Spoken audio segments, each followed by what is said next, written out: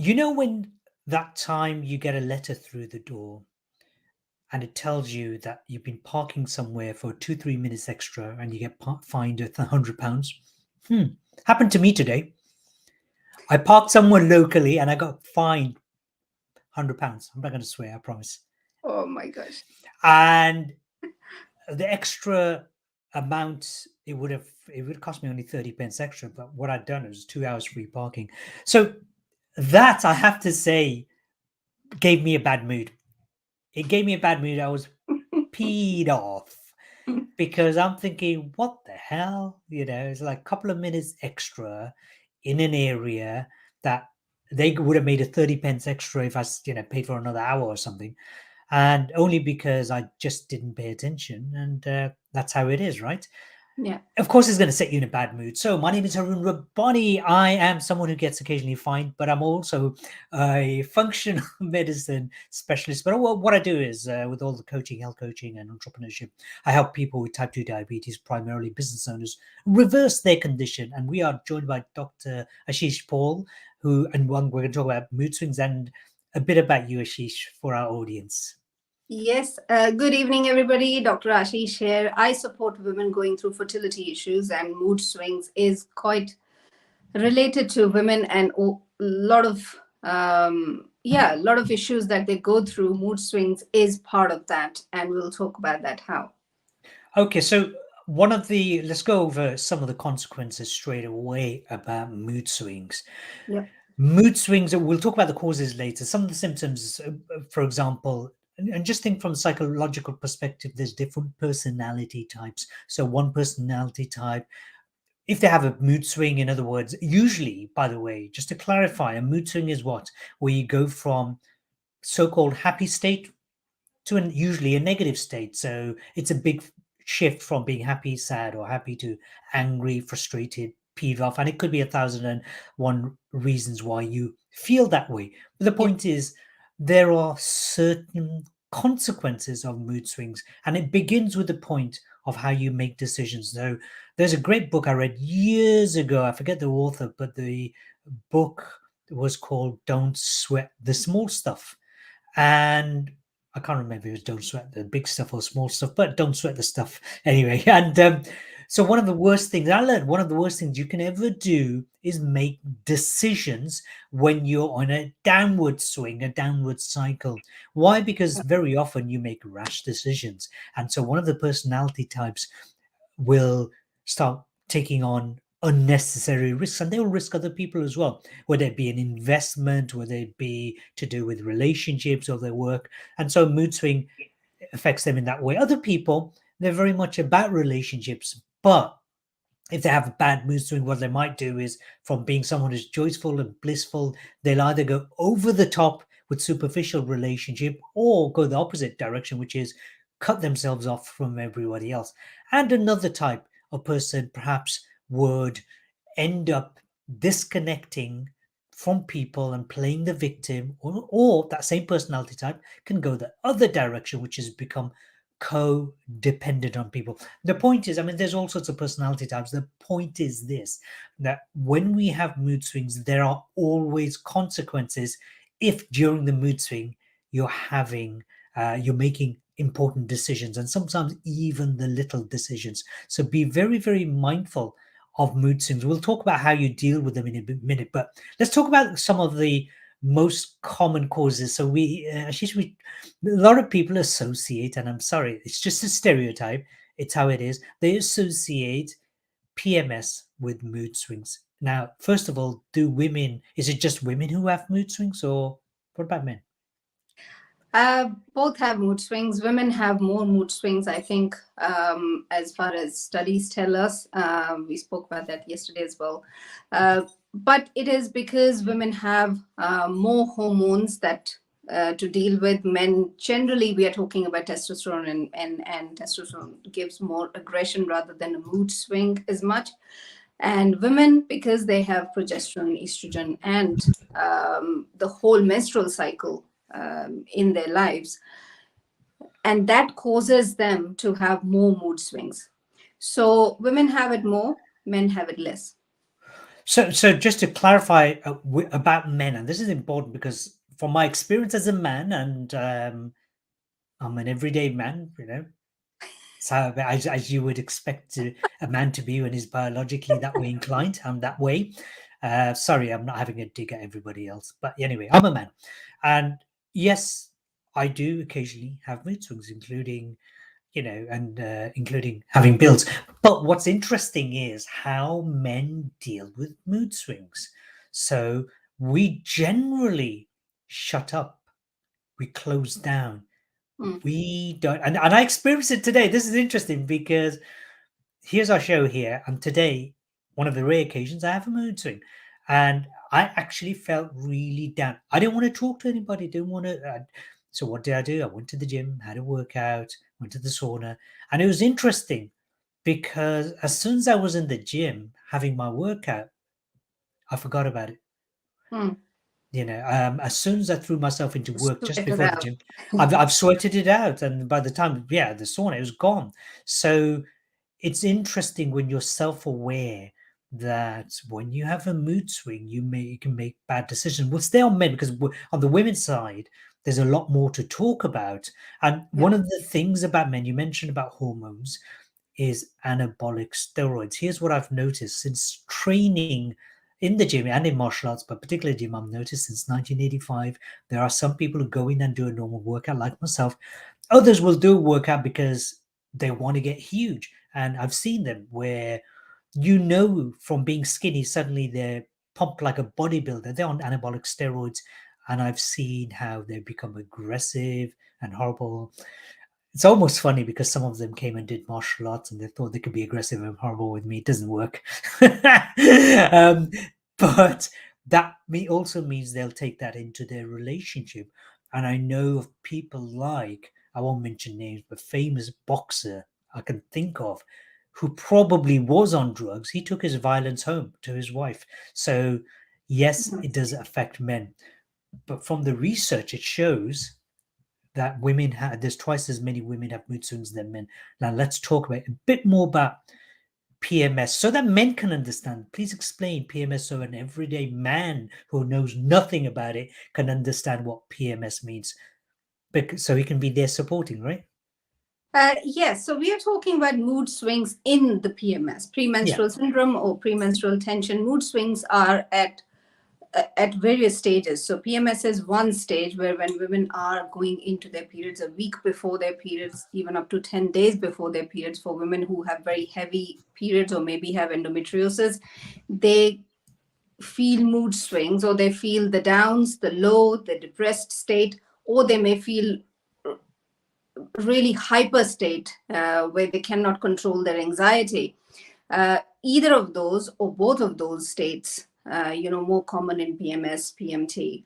And mood swings are not just only part of that. Mood swings are part of whole menstrual cycle. So when they're trying to get pregnant, for example, women that I deal with, they have mood swings also because of the emotional state, what fertility journey is all about, and also because they are using many more hormones. All the medicines that women use for IVF and otherwise, most of them are hormonal. And hormones are basically steroids. So you're putting into your system, daily and daily and daily. So they have mood swings then. Then pregnancy itself is a huge event for 40 weeks. So that many more women have mood swings because of the hormones that are there. And then postnatally also, we talk about postnatal depression, for example. That is the low mood that they just cannot pick themselves up, and it is getting worse overall as we see. Population wise, we see much more postnatal depression as well. So for women, there are many more occasions for them to Mm. have mood swings, and also because getting they are ending up with using much more hormonal medicine as compared to men. Men who are using the steroids that you're mentioning, it is out of choice. It is not because they are trying to get pregnant or they have any other health issue. They're just trying to bulk up. So yeah, women have more of all these, during their lifetime, they're going to have more occasions where they will be using medicines and drugs and going to have more mood swings. Yeah. Yeah, absolutely. And you mentioned about postnatal depression, of course, and there's an entire massive topic in its own right, Yeah, and it can lead to some horrendous consequences. Um, yeah, both on and I've heard some horror stories which we won't repeat, where women have been so super depressed after yeah, giving birth, and so this is something you got to pay attention to. So, other causes of mood swings are people who have got diseases, autoimmune disease, chronic yeah. disease, um, people with type 2 diabetes who I deal with, they will have a lot of mood swings. Do you want to explain why that is? Well, what's going on with, for example, people with type 2 diabetes that are causing more mood swings? Type 2 diabetes, because of the blood sugar imbalance, they cannot control their blood sugar levels. So, blood sugar level, when it drops, it has an effect on your hormones, and then it's a vicious cycle. Or if it is hyperglycemia, if the blood sugar level is too high, even then it kicks off some of the, the hormonal changes or the cascade. And then again, they have a state which they cannot balance. That's what mood swing is about. So they may feel that they're really anxious, they're worrying too much, or they're thinking too much, they're talking too much, or they are eating too much, for example. That is part of mood swing. Or it's the other state where they are really low, they don't want to eat anything, the appetite is gone, they even are constipated. All of this is part of the mood swing. Mood swing is not just going up and down in terms of mood, it is also that your physical state changes with that. So, um, and this reinforces our message that we've been giving in almost every single episode, which is your mind and body, there is no connection, there are one. yeah, So when one thing happens to one part of you, it happens to the other part of you. So it is so incredible. Some of the science now coming out, by the way, now coming out is demonstrating clearly what we're saying is absolutely correct. But of course, Ayurveda has been around well over 5,000 years, your particular area of expertise. So, yeah, okay, so regarding type 2 diabetes, of course, we know about hypo and hyperglycemia, so yeah. sugar highs and sugar lows. Will that still be the case if someone doesn't have type 2 diabetes? Absolutely. Our blood sugar fluctuates when we eat. The blood sugar is higher. When we don't eat, blood sugar is lower. So it fluctuates even in normal people without type 1 or type 2 diabetes. But it's just that body has its mechanism to control it, to keep it within a certain limit. When body's mechanism fails and it cannot keep it within certain healthy limit, that's when we see the effect of it, the low sugar state and the high sugar state. So you've got all these hormonal changes that take place monthly in women. What happens when a woman reaches menopause or perimenopause? What happens to mood swings then? Do Oh they yeah, I forgot stabilize or to get mention. worse? I forgot to mention that. Yes, mood swings again. It is due to the hormonal changes, due to the changes in the estrogen, which drops drastically, and also the progesterone. And it is something out of control because it is linked with cortisol, and it is also linked with other body, chemicals that women have. So it is not only just because of hormones. And also at that stage there might be other things going on in life. You are running a business, you may have children going out of the house, they will be doing GCSEs, like mine are starting soon. So a lot of other life events are happening around that crucial age as well, which then kicks you off and you cannot control your moods. So let's if it's okay with you, let's go deeply spiritual here. So over 100 years ago, in the early 1900s, and certainly before that 1800s, and I'm sure some of you, if you watch old movies, English movies, you would see that people with certain mental health conditions, depression including that, they would chuck them into mental health hospitals. What do they call them? They call them lunatic asylums. Is in reference to the moon cycle, of course. And in essence, what they found was during the full moon phase in particular, that the patients, they'd go wild, they'd go a lot more crazier. Their moods will be a lot more, how can I say, imbalanced, a lot more extreme. And actually, initially I thought it was a myth, but then I started observing people around me throughout the month in, month out for a good few years. And I found out, oh my goodness, people are driving more erratically when it comes to the full moon. I've Yeah. noticed people who get themselves into trouble, get themselves into trouble more. My sister works at a school with kids who are behaviorally challenged. And she said, oh my goodness, yeah, this is the time when the kids are way more out of control, for want of a better term. Clients who work in mental health hospitals, which is what we call them Mm. now, again, they're saying, yeah, this is the same happening. And I don't know if this is a myth or not, but apparently there are more police and ambulance and fire engines on alert during that phase. So the thing to bear in mind is this: your body is approximately 70% water on average, some parts more, like the brain, are 70% water by mass and volume. So weight and volume, amount. But in terms of molecular content, in terms of molecules, if you compare H2O, water molecules, compared to amino acids, compared to fatty acids, and so on, you compare all the molecules in your body, according to Professor Gerard Pollock, Professor Pollock from University of Washington, according to him, 99% of all the molecules in your body are water. Now, if the moon affects the waters of the world, so we have the high tides, we have the big tsunamis, which particularly are active Yeah. during the full moon phase. It doesn't mean they're not active elsewhere. It's just a lot more heightened. If that goes on, and if farmers for hundreds of years they plant certain crops during the full moon and certain crops Yeah. during the new moon, very, very specific timing, don't you think your body's going to be affected? And so it's so important to be self-aware. Now, I'm not trying to plant seeds into your head thinking, oh my god, full moon, I'm going to go all crazy.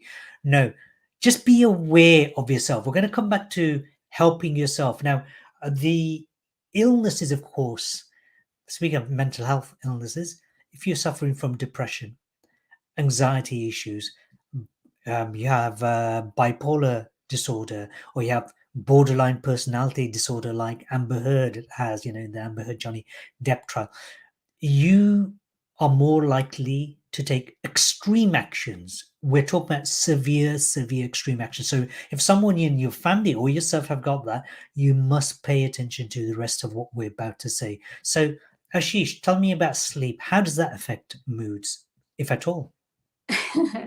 Well, I'll start from the doshas actually, because Okay, doshas. Okay.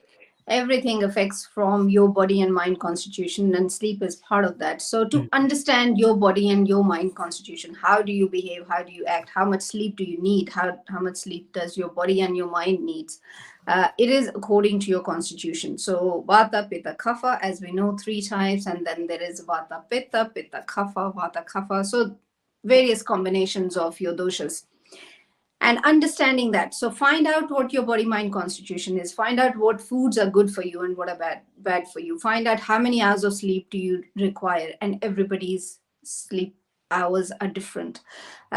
However, there are certain set parameters that you should follow, like sleeping on time, sleeping at 10 o'clock, and so on. But it is to do with your body mind constitution is the base of it. It's the base of everything, how you can naturally live healthier. And mood swings is no different. So, for example, vata, because vata generally has a bipolar tendency, they go up and down very quickly. It is related to their sugar levels as well. They do eat more sugar, they like more sugar. So, it is all interlinked, as you can see, And so if a vata person understands, okay, I am a vata, I have vata tendency, I have more predisposition towards mood swing or more predisposition towards light sleep, which can affect my mood next day. If you understand the whole sequence, then you can work on it. You can stabilize yourself. You cannot always work on it, because there are going to be life situations and life challenges where you're going to be knocked out, which is fine. But most of the time, if you know that, you can eat accordingly, you can sleep accordingly, you can have lifestyle accordingly, you can have your job, the business that you do according to your And, constitution as well. and that's so important. So I'm going to slow you down because you're working at 1,000 miles an hour, which is great. But here's the thing, just to clarify this, that when you put your body under stress, in other words, your body can get anxious, not just your mind. When you Yeah. put your body under stress because you are not honoring, and this is so important, you are not honoring your body in accordance to your bodily needs, then you're going to make your body anxious. And as a result of your anxiety in your body, your mind will be anxious. And as a result of your mind being anxious, you are going to have mood swings. And we should do an entire workshop, live workshop in person. I have to say, just came Let's to do that. yeah, seriously, a 1 day workshop just on your body constitution. The great, and this was certainly one of my heroes, great hero, Socrates, I think he said it, which is know thyself and you will know the universe and all the gods. In essence, and he also said something, he said, the unexamined life is not a life worth living, meaning you're doing all the, if you're studying, you're preparing for exams, if you're at university, college, or whatever, or at work, you're preparing for relationships, you're learning about finance, you're learning about so many things. But what do you know about yourself? The very basics is not taught at school. You are not, how many of you, have you been taught that there are different body types? Have you been taught what your body type is? Have you been taught that if you eat certain foods, Yeah. you're going to be gassy and bloaty, where somebody else will actually react or respond in a different way? And so this is what body constitution is all about. Yeah. So just to clarify, regarding sleep, then you're saying certain people need certain amount of sleep and other people don't. So for example, I'm more of a vata pita, Yeah. which is more about a thinker, more about a worrier. But then I found, which is very interesting, that I wake up earlier than most people, Yeah. and it's annoying when nobody else wakes up. But knowing that no one else is going to be waking up, especially if they're kapha, which is a different Yeah. constitution, that means I should get up and get on with my life and get on with things rather than wait on anybody else. So, can you see how we have to amend our behaviors, our thought patterns, Yeah. and our judgments of what others are doing? Because that's how we're stressing ourselves and our relationship, setting up standards that meet our needs but not the needs of others. Well, Vata, because they are light sleepers and they get up early, they need a nap during the daytime. Most of the people who take naps and who find naps useful are Vata and Pitta. Kaphas really don't like naps and they shouldn't have naps during the daytime. So, overall time matches eventually, but it is to do with how your body and mind is constituted. And that So is how you should be living. absolutely. So let's talk about some of the very fundamental things that people can start doing right now, immediately, to Yeah. actually take more control or more ownership of their reality. Meaning, in other words, get rid of mood swings or Mm. minimizing it. What's one thing? We'll share, of course. I'll share some of my thoughts as well. What are some of the things you would suggest? Okay, so first is assess your body mind constitution. Then learn about foods, learn about the lifestyle that is good and bad for you. Then learn about the breath work. Breathing is the key, especially in that moment when you are having that kind of a mood swing and you all of a sudden you spiral out of whatever state you were in. The first thing that you should be looking at is your breath. So slowing your breath down and slowing, I think I showed in one of our episodes. So breathing is crucial to change your state and to control it. And then foods is the next one, to understand which foods give you that kind of state. Not just only sugary foods, but if you are having high fat diet or saturated fat diet, if you are having, I don't know, takeaway of different kinds and which is full of saturated fats, which are not good for you, because oils which are not good for you and oils which are more refined oils will also give you the sugar imbalance and then the mood swings. Yeah, I think it's also to keep in mind the hidden sugars and the salts. Yeah. Just think, if you got excess salt in your body, it's going to help raise your blood pressure, or deplete you of nutrients. Now, keep that in mind, because here's what happens. We eat, I'm sorry, I'm just going to say, people eat crap. When I say crap, I'm talking about processed foods is the number one crap. But Yeah. the other thing is the amount of judgment people have, because you see the world as you are, not as it is. Here's what people do. One group of people will say, "Oh my God, the only way forward is veganism. Drop everything. You got to be vegans." Not thinking that herbivores such as elephants, rhinoceroses, giraffes, when they eat the grass, etc., they're eating a lot of insects, just to keep that in mind. So one group will say, you got to be vegan and you're going to be healthy. Another group will say, eat raw foods. Another group will say, and I'm not saying anyone's wrong for themselves. Maybe it's right for you. Others will say, you've got to be an omnivore. Others will say, you've got to be a carnivore. And until you find out your constitution, you have no flipping clue. Now, if on the other hand, let's say you don't find out your constitution and you start getting constipation, that's a clue.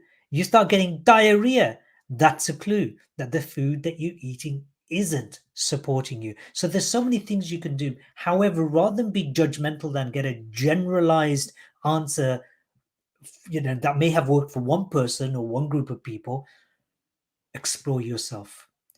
How do you get your body constitution? For those of you watching live, you can look at the previous episodes, or after this episode, we will put the link to get your body constitution measured. It's individually done by Dr. Ashish Paul, and she will do it for you, and then you can work from there. Now, you mentioned sleep, of course, and some people can be light sleepers. I certainly am. But I think even despite my light sleeping, I still need on average 7 to 8 hours. A teenager may need about 10, 12 hours sometimes even more. So again, it varies across the board, and it's so important that Yeah. you have an early night sleep. And we talked about sleep issues, etc., in one of the early episodes. We'll put the link below in the recorded version of this. And so keep that in mind, that your sleep is essential. Your rest and digest moment, meaning stop eating all day, all of that will make a big difference. What else can people do, Ashish? I think we have gone through it. It is, of course, about finding out your best optimal of everything. What is optimal for your body? What kind of nutrition your body requires? And nutritional requirements change through the ages. For youngster is different, for middle-aged people is different, and so on and so forth. Doing that, but I think one thing everybody should learn to do with mood swings, whether it is related to any particular disease yet, or you have not recognized any disease, you just find out that your mood just goes out of spiral because you cannot control your emotional state, is to learn to do the breath work, is to learn to do pranayam, as we call it in its yogic breathing, and slowing your breath down. If you are in a state where you still have no idea how to do specific kind of breath work, just slowing your breathing down. If you are in an environment or in a place where somebody said something and it just triggered something, and you're feeling this anger, you're feeling flustered, you're feeling just, I can't control myself, then if you can take few seconds for yourself, whether go into the toilet or away from that situation, and breathe deep in and deeper breath out. Just simply doing that for a few seconds can help you to calm your nervous system down. And it is, yeah. And that, it's, we can measure it. It's absolutely measurable Yeah. that when you are having a mood swing, you are in hyper alert mode, survival mode. It's as if a lion's chasing after you, or a Yeah. rhino's chasing after you, or something like that. And when you breathe, you take a deep breath in, and and the exhalation is longer. We can actually see the sudden changes within seconds, by the way. Certainly within 30 seconds, the sudden changes where your survival mode goes down, and you have your autonomic nervous system. Basically, we're really talking about your parasympathetic nervous system gets more activated, calming you down. So it does make a big difference. the other thing, of course, a lot of people talk about the full moon at time. They talk about Mercury retrograde. The planet appears, Mercury appears to be going backwards. It's not, it just appears that way. And yes, things go on. However, the big challenge is a lot of people, particularly in the new age or the spiritual space, let that dictate their life. And no, I love the full moon. Here's why. If you are suppressing emotions, anger, sadness, grief, the full moon may bring it up. And many of you may not, you might not even need the full moon to do that. It brings you up. Be grateful, because if it comes up, it means there's something that needs to be released. So learn how to release the emotions, because it's a suppression of emotions that lead to most diseases. That starts from childhood. Most people with chronic diseases, most people with chronic relationship problems, in other words, the same problem appearing again and again in every relationship. If you look at the origin point, it will be during childhood. So learn to let go at the current symptomatic level. Learn to let go of your attachment to that anger, to that sadness, whatever it is, and then find someone who's experienced, who can help you to let go from the childhood level as well. It's so, so essential. So don't see your mood swing as a bad thing. It's very important that you don't judge yourself. Oh my God, I had a mood swing. See it as an opportunity to release that upset, that trauma, which may lead to future diseases down the line. See that as an opportunity. And from that opportunity, you might actually start seeing some other gifts appear. You will. I mean, I've seen it with so many of my clients. They get rid of a trauma and then they go, oh my God, I've got this innate superhero gift that I'm bringing to the world, which might be compassion, it might be creativity. So don't see this as your enemy. Don't see it as a wake-up call for you to start paying attention. Yeah, I think that's, you said it, and it is about learning about how your body is behaving and how your mind is behaving, and certain patterns, physical as well as emotional, psychological, maybe spiritual patterns are there as well that you need to release. And without judging it, without beating yourself up thinking, oh, I always do this, you have to know, why are you always doing that? And then taking it further back to, perhaps it's in the childhood, perhaps another event that happened to you, because of which mood swings or emotional states you can't control. So looking at yourself, analyzing your body, mind, and all aspects of your life, and then finding out, how can I do this? Best is to go and find a practitioner who can work with you, because sometimes it is harder to look at ourselves objectively. And so you can always come and see us. Yeah, and so very often we try to fix certain things ourselves, and it's possible, but it takes years. Yeah. Which in the case of my clients, I know certainly with the Ashish, is you can do it within a session or two, Yeah. clearing some of the stuff, because when someone's objective, they see the wood for the trees, they see the patterns, they see the direction you're going, and it is surprisingly easy when you're working with an expert. So we've come to the end of the episode today. Now I just want to remind people, feel free to click like, love, and share this video, please, because you never know who's going to be affected in a very positive way. Now, we are going to launch a brand new podcast called the Natural Medicine Podcast, which will be a different YouTube channel, and it'll be on Spotify and all the other Apple Music and so on. So please make sure you join us for the live launch on 25th of September, which is a Monday, I believe. And we hope to see you there. Otherwise, Ashish, once again, thank you so much for joining the Haroon Rabbani podcast for now. And is there anything else you want to add, or otherwise No, I just look really dark because I realized that there's not enough light in the room. So apologies for that. If you can't see me, I hope you can hear me. That's the most important thing, that you can hear what I have to say. So thank you for watching and listening. Brilliant. Okay, thanks. Bye for now.